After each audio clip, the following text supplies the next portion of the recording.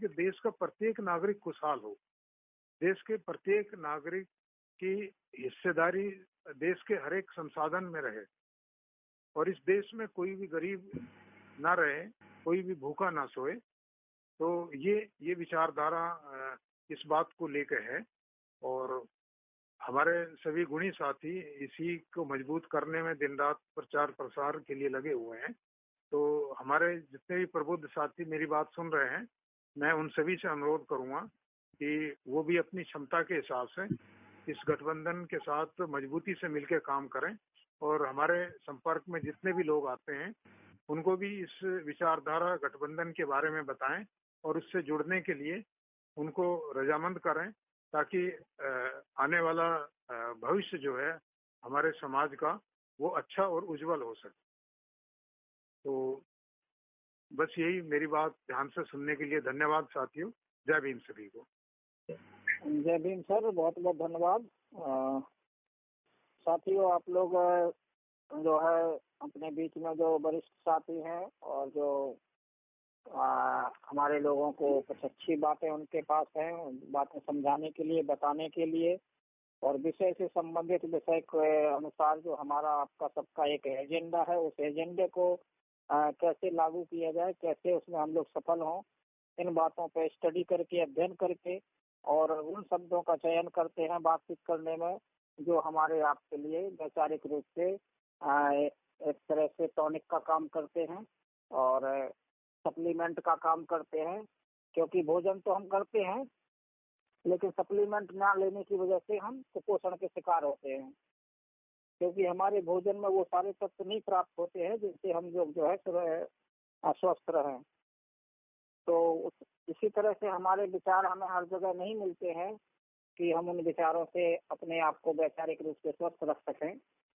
और हमारे बीच में जो विचारों का जो टॉनिक है, ये विचारों का जो सप्लीमेंट है, ये फूड सप्लीमेंट हम में से हर एक को अगर रोज मिलता रहेगा तो हम और आप, हमारे लोग, हमारे नौजवान साथी, सभी लोग जो है वैचारिक रूप से भी स्वस्थ रहेंगे, खुशहाल रहेंगे। तो बहुत बहुत धन्यवाद सर आपका, केवड़िया सर जी। साथियों, आवाज पहुंच रही है मेरी? हमारे बीच में जो है RN चौधरी साहब हैं फतेहपुर से, खागा फतेहपुर से।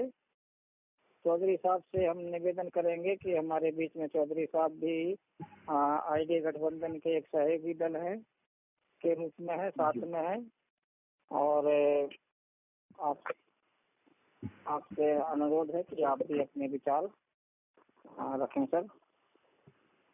जी बीडी चौधरी साहब और सम्मानित साथियों, आप सभी को जय हिंद, जय मानव, जय भीम। अभी हम विचार सुन रहे थे अपने साथियों के। साहब सिंह जंगल जी को भी मैं बहुत बहुत धन्यवाद करता हूँ। देश IDA गठबंधन को, हम सभी को एक धागों में पिरोया और समस्त प्रबुद्ध साथियों को हृदय से मैं प्रणाम करता हूँ। साथियों, देखिए, बात विचारधारा की ही है। आज समय समय पे परिवर्तन होता रहा है। आज व्यवस्था परिवर्तन की जरूरत है। व्यवस्था परिवर्तन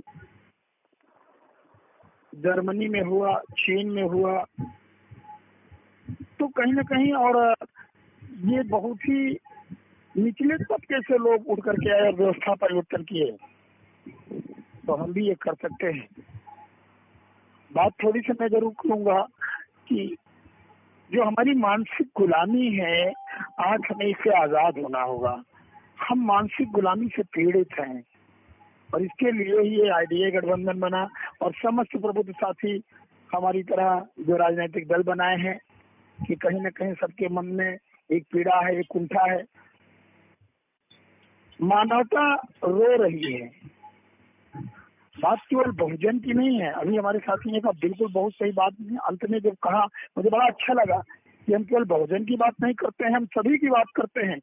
बात यहाँ जो हम बात करते हैं, कहीं कहीं अम्बेडकर विचारधारा, मैं आपको बता देना चाहता हूँ, अम्बेडकर विचारधारा नहीं, अम्बेडकर जी की महामानव बाबा साहब doctor B are Ambedkar ji की विचारधारा मानवीय विचारधारा थी, उन्होंने मानवता के लिए काम किया है। तो हम सबकी विचारधारा जो हमारी है ये मानवता की विचारधारा है और इस व्यवस्था को हम परिवर्तन करना चाहते हैं, क्योंकि आज के समय में मानवता ही तो नहीं रह गई है। जो हमारे बहुजन समाज, जिनको हम बार बार कहते हैं बहुजन, दबे कुचले थे, यदि इनमें से कोई आगे बढ़ करके आया है, आरक्षण का लाभ लेकर के भी आया है, तो क्या पीछे मुड़ करके देखा है? साथियों, मैं उसका शिकार हुआ। मैं जानता हूँ अच्छी तरह से, मैं अनुसूचित जाति के धोबी समाज में मेरा जन्म हुआ, प्रतिभा को लेके आगे बढ़ता रहा। कभी मेरा किसी ने साथ में दिया, अभी माननीय बीडी चौधरी साहब भी जानते हैं, क्योंकि पूर्व मेरी मुलाकात हो चुकी है। समाज के तमाम जो बुद्धिजीवी साथी हैं, अधिकारी रैंक के लोग हैं जो आगे बढ़ चुके हैं, उनसे मिला कि साथियों मैं आगे आना चाहता हूँ, हम कुछ करना चाहते हैं देश के लिए, समाज के लिए। किसी ने साथ नहीं दिया। बात यही है, सब केवल अपने परिवार को देखें। यही स्थिति हमारे समाज की रही है, क्योंकि मध्य एशिया से जो जिन्हें आर्य कहते हैं, ये पूर्व वैदिक काल में आए हमारे भारत देश में। यहाँ आकर के वो तो पहले भिक्षा मांगने का काम करते हैं, लेकिन देखा कि यहाँ के लोग बहुत परिश्रमी हैं, मेहनती हैं, लेकिन कुछ इनमें कमी है। और वो देखते हुए धीरे धीरे हम पर हावी हो गए और राज करने लगे, हमने फूट डाल दिया। मैं थोड़ा सा आपके इतिहास की ओर ले जाना चाहता हूँ। पूर्व वैदिक काल का इतिहास बताता है कि भारत देश में कोई स्थायी जाति नहीं थी। जो जिस काम को करता था उसको उसी जाति से पुकारते थे। यही आ रहा है, एक साथ रहते थे, एक साथ बैठते थे, एक साथ खाते थे, ऐसी कोई भेदभाव की भावना नहीं थी।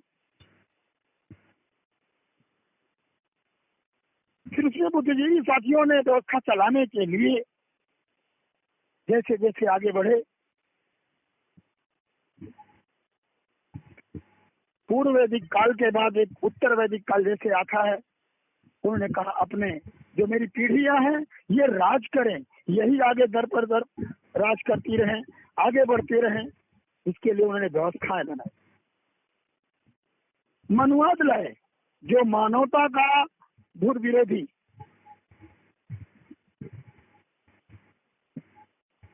ऐसी उन्होंने ऐसा संविधान बनाया, कॉन्स्टिट्यूशन बनाया कि जो वेदों का अध्ययन वही कर सकता है जो स्कूल में जन्म लिया है, बाकी लोग अपना अपना काम करेंगे ताकि व्यवस्था चलती रहे।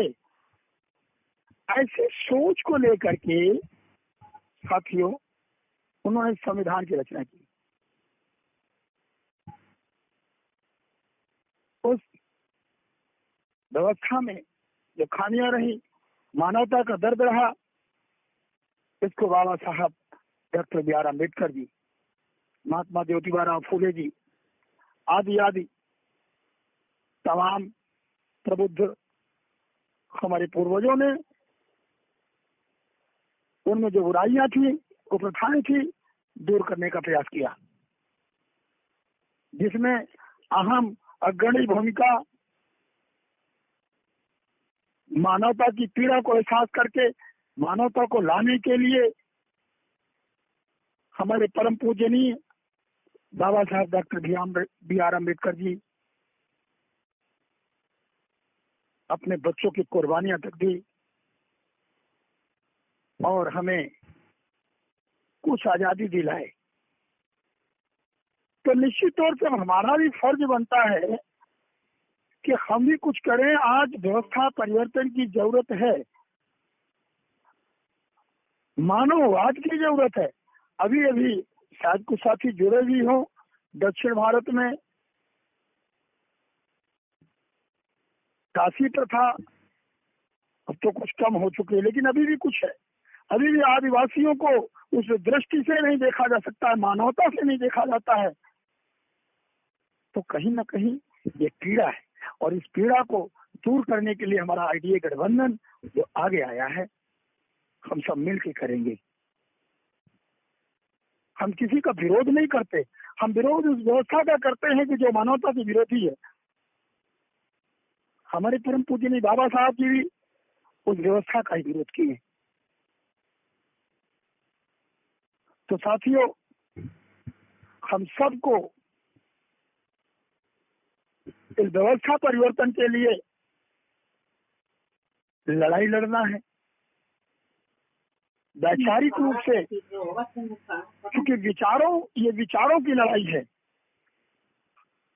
हम बहुत पढ़ लिख चुके हैं, फिर भी मानसिक गुलाम है। सब कुछ जानने के बाद भी फिर भी हम जाति जाति कहते हैं।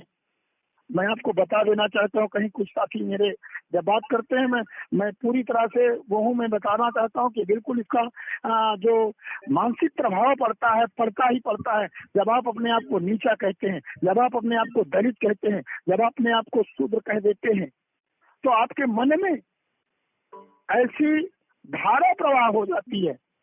जब आप अपने आप को वीर कहते हैं कि हम बहादुर हैं, हम श्रेष्ठ हैं, तो आपके अंदर श्रेष्ठता की ऊर्जा आती है। इसलिए ये जातीय व्यवस्था को इस समय हम ये चाहते हैं बिल्कुल समाप्त होना चाहिए। हम मानव हैं, सिर्फ मानव हैं।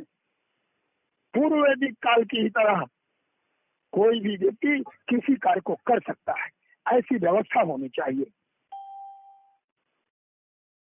इस व्यवस्था को हम लाना चाहते हैं। साथी और साथी हैं, विचार को रखेंगे, लेकिन मैं आपसे जरूर इतना कहूंगा, हमें रोक सके ये जमाने में दम नहीं। अरे जमाना हमसे है, जमाने से हम नहीं। तो साथियों, पुनः अगले दिन अपने विचारों को रखूंगा, और व्यवस्था परिवर्तन की लड़ाई में हम सबको आगे आना है। हम प्रतिदिन हिस्सेदारी इस सप्लीमेंट को लेते रहेंगे, आगे बढ़ते रहेंगे, और निश्चित तौर से एक आजादी लाएंगे, न रहे कोई भी भूखा, और व्यवस्था परिवर्तन होगा। तो ये विचारधारा मानवता इस बात को लेकर बाबा साहब की आत्मा जहाँ भी हो, हमारे उन्हें लगेगा कि अब इसी को मजबूत करने में दिन रात प्रचार हमारे सपनों को साकार करने के लिए मानवता को सुन रहे हैं। मैं उन सभी से अनुरोध करूंगा, ये नौजवान साथी, क्षमता के ये प्रबुद्ध साथी आ गया है, गठबंधन आज मुझे खुशी, मजबूती से मिलकर काम करें, और हमारे तो समय अनुसार परिवर्तन होता आया है। उनको भी इस परिवर्तन की जरूरत है कि प्रत्येक व्यक्ति को सम्मान चाहिए, प्रत्येक व्यक्ति सम्मान चाहता है, और तो सम्मान के लिए हम सबको जातीय व्यवस्था से छुटकारा पाना होगा, वो अच्छा और में आना होगा। कोई भी हो, यदि मेरा भाई भी ध्यान से सुनने के लिए धन्यवाद गुनहगार है तो मैं उसे गुनहगार कहूंगा। जय भीम सर, बहुत बहुत वो मानवता विरोधी है। साथियों, आप लोग जो है अपने बीच में जो वरिष्ठ साथी हैं, और जो हमारे लोगों को कुछ अच्छी बातें उनके पास हैं, बातें समझाने के लिए, बताने के लिए, और विषय से संबंधित विषय के अनुसार जो हमारा आपका सबका एक एजेंडा है, उस एजेंडे को कैसे लागू किया जाए, कैसे उसमें हम लोग सफल हों, इन बातों पर स्टडी करके, अध्ययन करके, और उन शब्दों का चयन करते हैं बातचीत करने में, जो हमारे आपके लिए वैचारिक रूप से एक तरह से टॉनिक का काम करते हैं और सप्लीमेंट का काम करते हैं। क्योंकि भोजन तो हम करते हैं, लेकिन सप्लीमेंट